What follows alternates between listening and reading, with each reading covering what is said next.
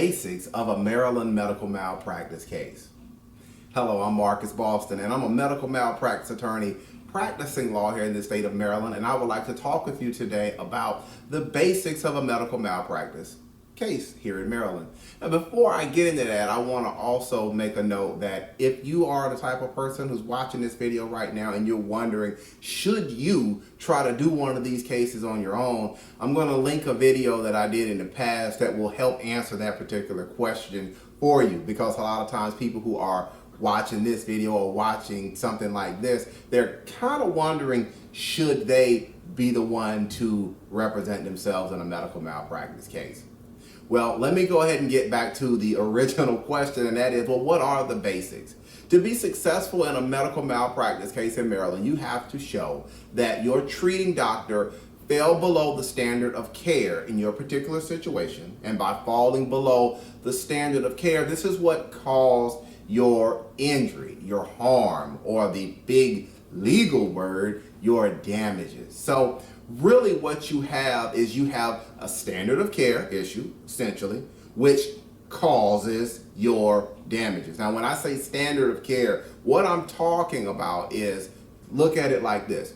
What would a reasonable and prudent doctor do under the same set of circumstances as your doctor? I want to say that again. What would a reasonable and prudent doctor do under the same set of circumstances as your doctor?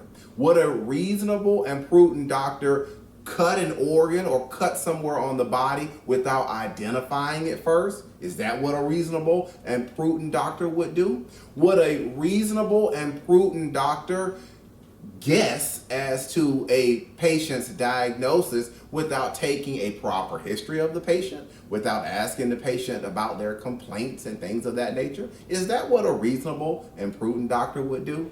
So again, that's that standard of care issue, and we go from that to causation. That breach in the standard of care is what must have caused your injury.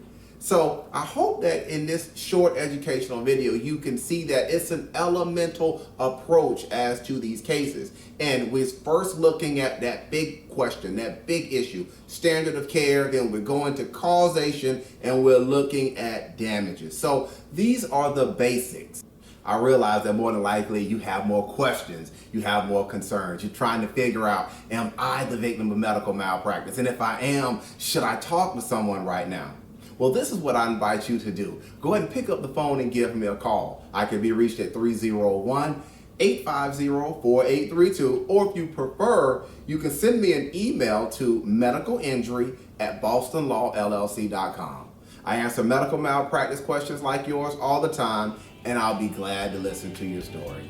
All right, guys, that's going to be it for today's quick educational video. Again, I'm Marcus Boston, and I'm one of the medical malpractice attorneys here at Boston Law Group LLC, and we'll see you next time. Guys, take care and enjoy the rest of your day.